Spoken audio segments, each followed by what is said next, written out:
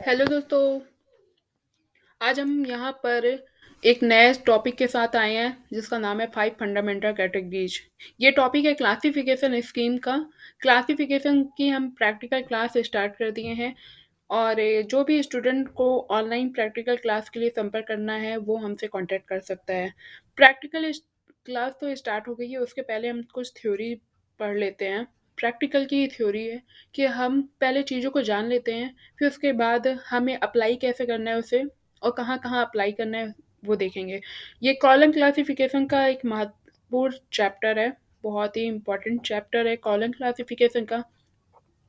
इसका नाम है 5 मूलभूत श्रेणियाँ, जिसे हम कहते हैं इंग्लिश में 5 फंडामेंटल कैटेगरीज़, जो एस.आर. रंगनाथन ने दी थी सीसी में। उसमें बताया गया है कि कोई भी विषय का टाइटल है, कोई भी विषय है, सब्जेक्ट है, उसका टाइटल को सिर्फ़ और सिर्फ़ 5 श्रेणियों में ही डिवाइड किया गया है। वो 5 श्रेणियाँ क्या है, वो हम जानते हैं। तो यहाँ देखते हैं उपयुक्त विवेचन में ये स्पष्ट किया जा चुका है कि ज्ञान जगत मनुष्य द्वारा अर्जित विचारों का समूह है। जो यूनिवर्स ऑफ नॉलेज है, तो हमारे द्वारा ही बनाए गए विचार हैं उनमें। इन्हीं यूनिवर्स ऑफ नॉलेज में उन्होंने सीढ़ियाँ बनाई हुई है और इन्हीं सीढ़ियों को 5 फंडामेंटल कैटेगरीज में डिवाइड किया है। इन्हीं विचारों से को सुसंगठित और व्यवस्थित रूप से विभिन्न विषयों के रूप में प्रस्तुत होता है, जिसे विषय जगत कहते हैं। रंगनाथन की अवधारणा के अनुसार विषय जगत के प्रत्येक मुख्य वर्ग से मेल खाते वाले विचारों को अधिक से अधिक 5 श्रेणियों में या 5 पक्षों में विभाजित किया जाता है। जो एक जैसे विषय होते हैं, उन्हें 5 पक्षों में विभाजित किया जाता है। इस प्रकार रंगनाथन ने कॉलम क्लासिफिकेशन में 5 मूलभूत श्रेणियाँ दी हैं। किसमें दी है? कॉलम क्लासिफिकेशन में। हम क्या पढ़ रहे हैं? कॉलम क्लासिफिकेशन की 5 फंडामेंटल कैटेगरीज पढ़ रहे हैं।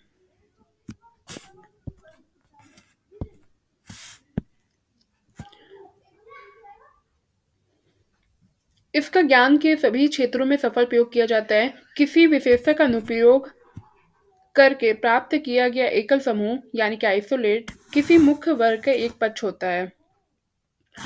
मूलभूत विषयों से मेल खाने वाला प्रत्येक पक्ष 5 मूलभूत श्रेणियों में से किसी एक या अथवा किसी दूसरी श्रेणी में अभिव्यक्त होता है। ये 5 मूलभूत श्रेणियाँ कुछ इस प्रकार हैं।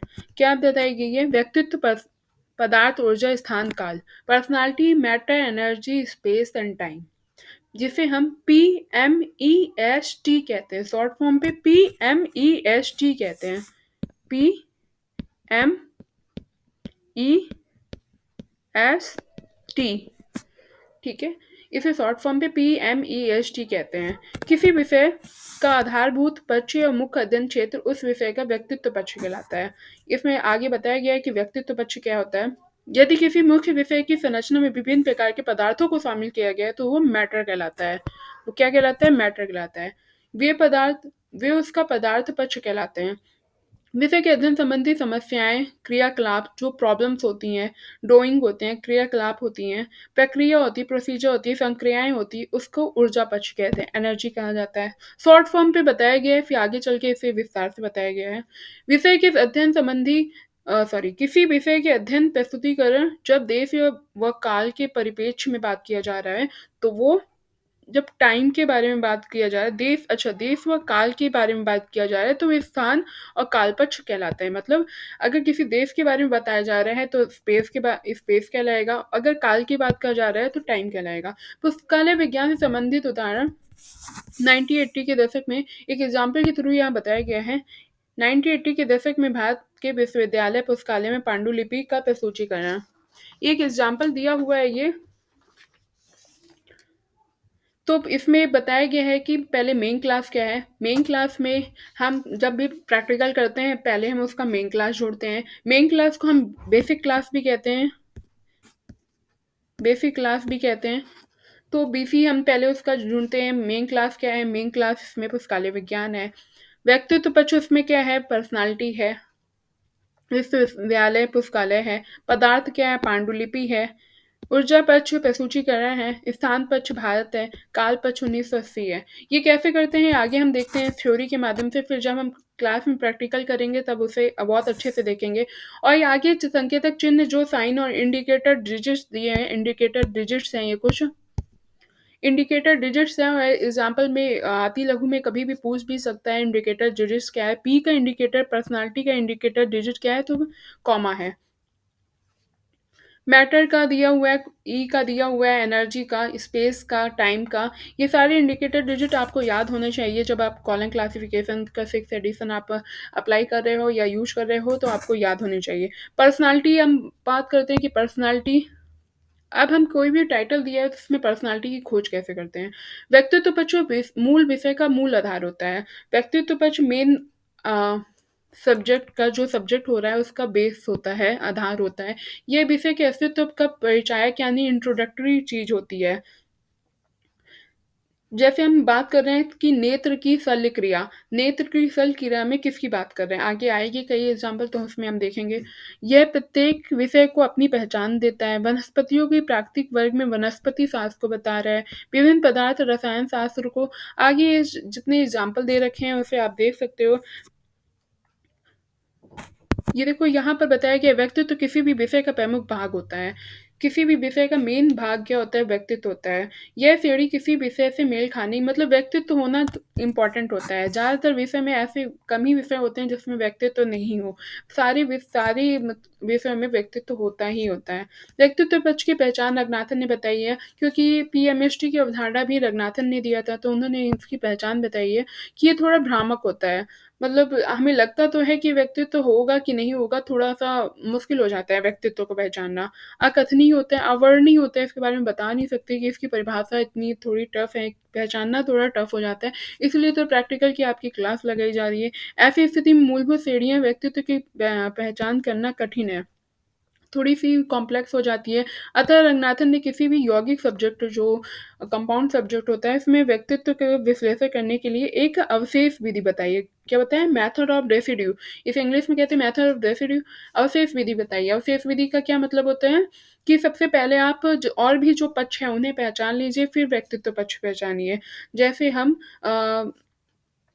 कोई भी ऑप्शन होता है ए, बी, सी, डी, पहले हम इन्हें चेक कर लेते हैं, क्वेश्चन है कोई भी, उसके ऑप्शन दिए हैं, तो ये क्वेश्चन नहीं हो सकता, ये क्वेश्चन नहीं हो सकता, ये क्वेश्चन नहीं हो सकता, ये हो सकता है। ये कहते हैं अवशेष विधि। जो बाद में बचा हुआ है, अवशेष बचा हुआ है, उसके द्वारा आप पहचानो। तो इसका क्या मतलब है?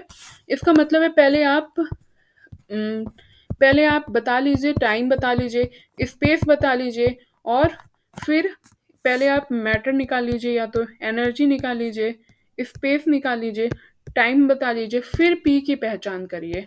फिर क्या करिए? पी की पहचान करिए। ये अवशेष विधि होगी। तो रंगनाथन ने इसे पहचानने की ये विधि दी है। तदनुसार यदि किसी एकल के संबंध में यह आसानी से निर्धारित किया जा सकता है। ये और पर्सनैलिटी के बारे में चीज़ें बताई गई हैं कि उसे कैसे पहचाना जा सकता है।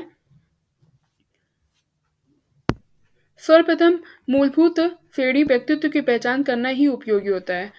कभी-कभी ये भी बताया गया है कि सबसे पहले व्यक्तित्व की पहचान करना होता है, फिर उसके बाद अन्य श्रेणियों को निर्धारित किया जाता है।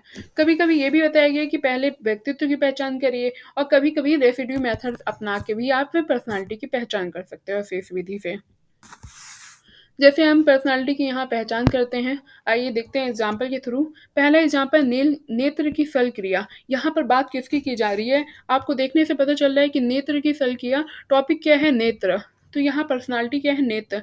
हरियाणा में गन्ने की पैदावार, टॉपिक क्या की जा रही है? हरियाणा के बारे में, गन्ने के बारे में की पैदावार। मेन टॉपिक है गन्ना। किसकी बात हो रही है? क्वेश्चन का आंसर मिल जाएगा, किसकी बात हो रही है? गन्ने की बात हो रही है। राजस्थान में सार्वजनिक पुस्तकालय, पर्सनालिटी है सार्वजनिक पुस्तकालय, बात किसकी हो रही है? सार्वजनिक पुस्तकालय की। जैन धर्म में पूजा अर्चना, बात किसकी हो रही है? जैन धर्म की। पक्षियों का प्रजनन, पक्षी, स्त्रियों का क्रोध का अध्ययन, स्त्रियों की बात की जा रही है। बैंकों का प्रबंधन, बैंक, ये सारे पर्सनालिटी पक्ष है। ठीक है, आगे हम और भी पक्ष देखेंगे।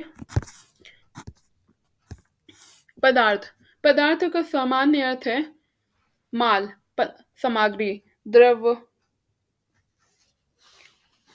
मैटर, इनके कई रूप हो सकते हैं। यानी कि लोहा पदार्थ, आप मैटर जानते हो, लोहा, सोना, लकड़ी, कागज, पत्थर।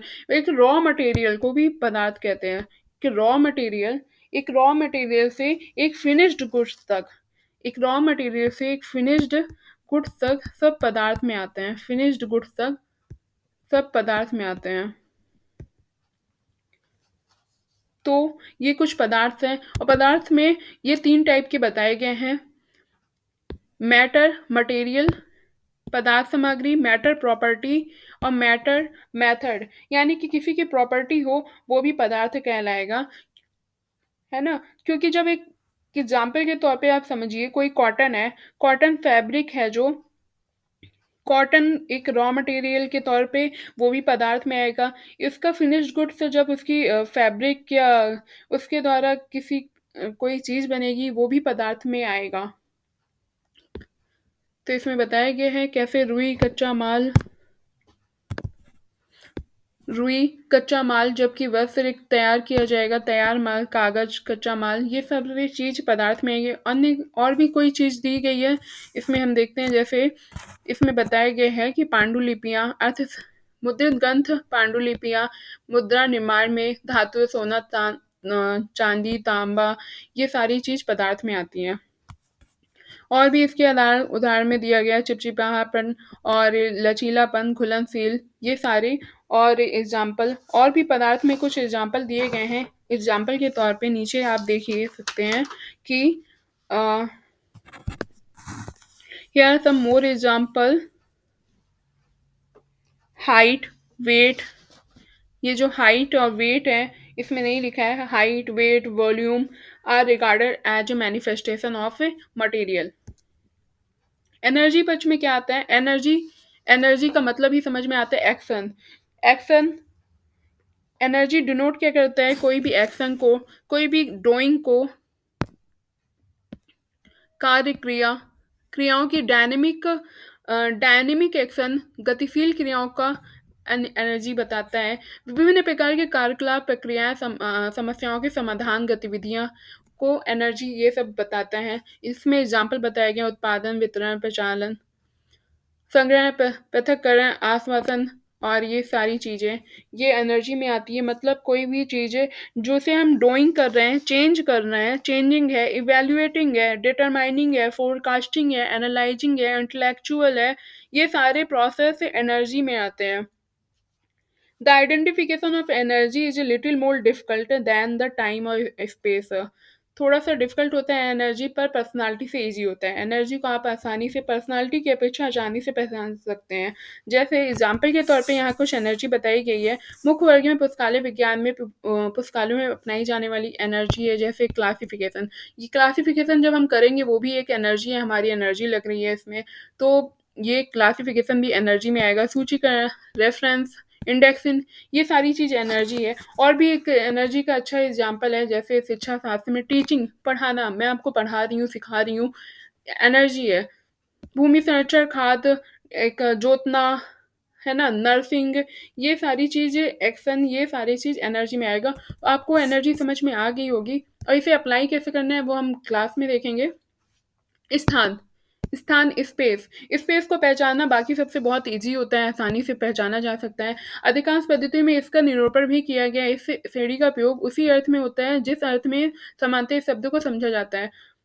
कई टाइप के स्पेस दिए हुए हैं, देखो स्पेस में, जैसे महाद्वीप, देश, राज्य, जिला, ये सब स्पेस में आ रहे हैं। भू आकृति से संबंधित महासागर, समुद्र, रेगिस्तान, और नीचे दिया गया है घास के मैदान, वर्षा, वन, पठार, ठीक है जी। ये सारी क्या है? जियोग्राफिकल आइसोलेट आइडियाज है। जियोग्राफिकल आइसोलेट आइडियाज जैसे continent, countries, state, district, town, village, और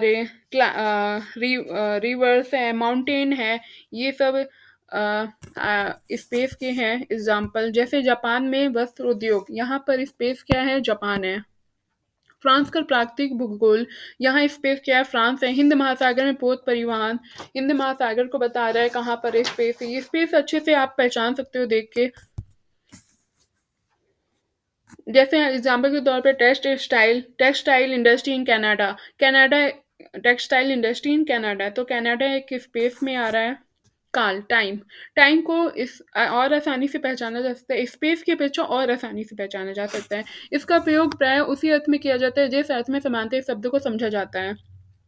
टाइम का अच्छा एग्जाम्पल दिया है, देखो शताब्दी, दशक, वर्ष, ये सारे दिन और रात, ऋतु में ग्रीष्म ऋतु, शीत ऋतु, ये सारे टाइम के और एग्ज़ाम्पल हैं, जिन्हें आप देख के समझ सकते हो।